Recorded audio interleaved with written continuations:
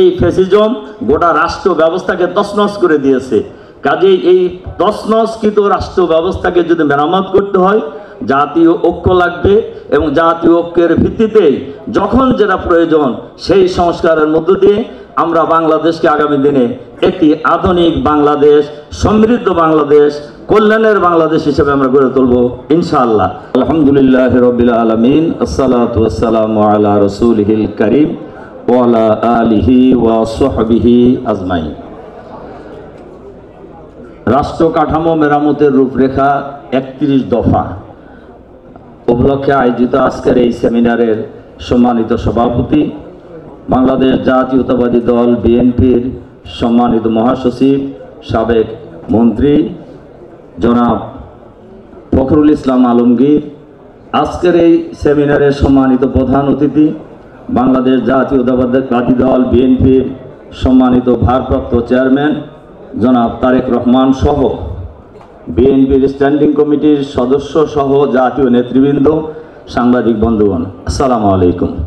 সম্মানিত জাতীয় নেতৃবৃন্দ, সাংবাদিক বন্ধুগণ, 31 দফা পেশও করা হয়েছে এবং বিস্তারিত আলোচনাও করা হয়েছে।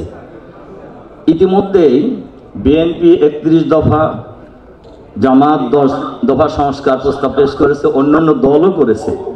এই সকল দফা বাস্তবায়নের জন্য জাতীয় ঐক্যের কোনো দ্বিমত জাতীয় ঐক্যের কোনো বিকল্প নেই। এজন্য আমাদের সকলকেই জাতীয় ঐক্যমত পোষণ করেই এই যে 16 বছর প্রায় বলছেন অনেকেই, আমি বলি এটা প্রায় 18 বছর।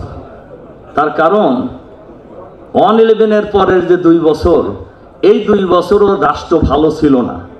কাজেই আরও যদি আগায় যাই আমরা, তাহলে 28 অক্টোবর 2006 সালের পল্টনের হত্যাকাণ্ডের মধ্য দিয়ে এদেশে ফ্যাসিজমের উৎপত্তি ঘটেছে এবং যাত্রা শুরু হয়েছে এবং এই ফ্যাসিজম গোটা রাষ্ট্র ব্যবস্থাকে তছনছ করে দিয়েছে।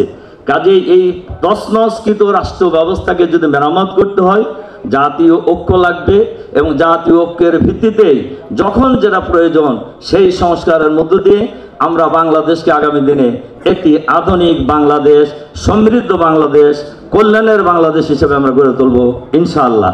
এই প্রত্যাশা রেখে বিএনপিকে 31 দফা জাতির কাছে পেশ করার জন্য ধন্যবাদ জানিয়ে আমার বক্তব্য এখানে শেষ করছি।